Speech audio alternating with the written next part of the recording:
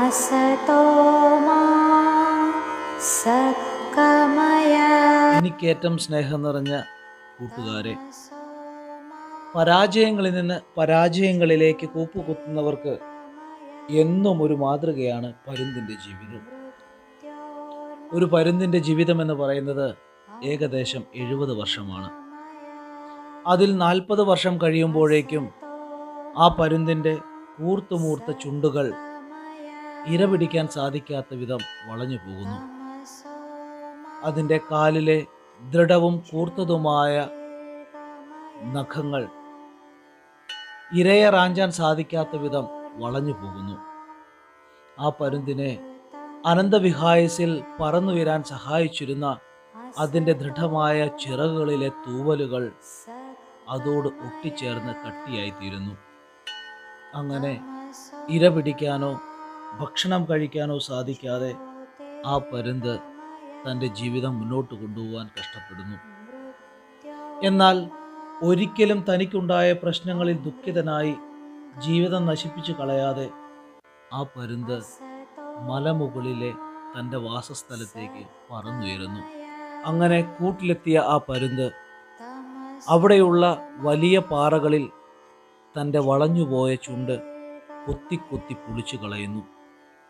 അസഹ്യമായ വേദന.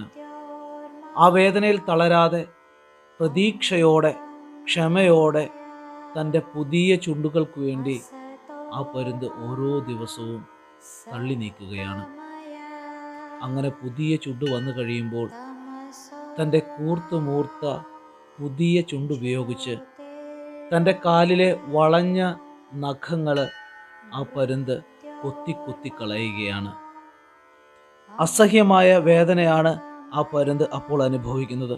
പക്ഷേ ആ പരുന്തിന് ഒരു പരാതിയുമില്ല, ഒരു പരിഭവവുമില്ല. വീണ്ടും പുതിയ നഖങ്ങൾക്കായി ക്ഷമയോടെ കാത്തിരിക്കുന്നു.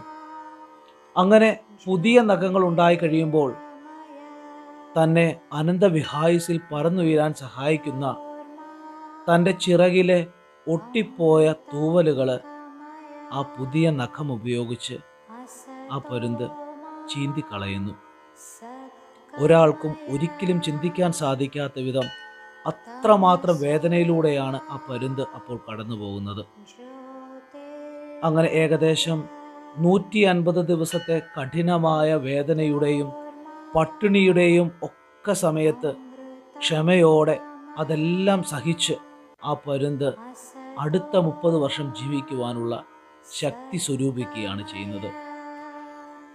പ്രിയമുള്ള കൂട്ടുകാരെ, നമ്മുടെ ജീവിതത്തിലും ഇതുപോലുള്ള വേദനകളും കഷ്ടപ്പാടുകളും ദുഃഖങ്ങളും ദുരിതങ്ങളും അവഗണനകളും ഒക്കെ ഉണ്ടായേക്കാം.